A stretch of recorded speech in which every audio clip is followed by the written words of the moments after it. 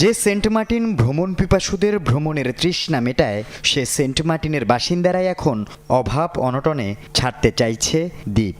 গত বছর থেকে সেন্ট মার্টিনে পর্যটক আগমন সীমিত করায় আয় উপার্জনের রিসোর্ট এখন তাদের গলার কাটা। তাই তো অর্থ কষ্টে রিসোর্টের পাশাপাশি শেষ সম্বল ভিটেমাটিও বিক্রি করে দিচ্ছেন এই দ্বীপের বাসিন্দারা।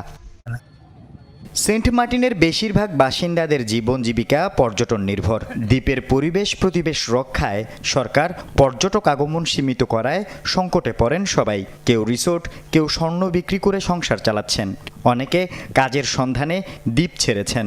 অর্থনৈতিক ও মানবিক সংকটে দ্বীপবাসীর জন্য বিকল্প আয়ের ব্যবস্থা ঘোষণার বাস্তবায়ন হয়নি এক বছরেও।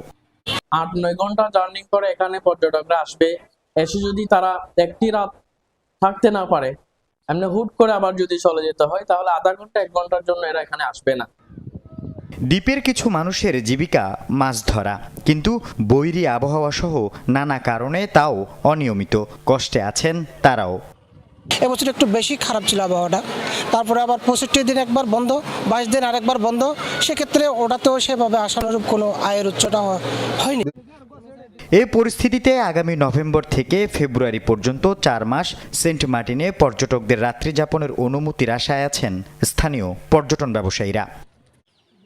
সম্প্রতি ঢাকায় এক অনুষ্ঠানেও এ ব্যাপারে ইতিবাচক সিদ্ধান্তের আভাস দেন বন ও পরিবেশ উপদেষ্টা। সেন্ট মার্টিন কখনো বন্ধ না। যেই 4টা মাস সেন্ট মার্টিনে পর্যটন চলে, সেই 4টা মাসে আমরা কিছু নিয়ন্ত্রণ দিয়েছি পর্যটনের উপরে।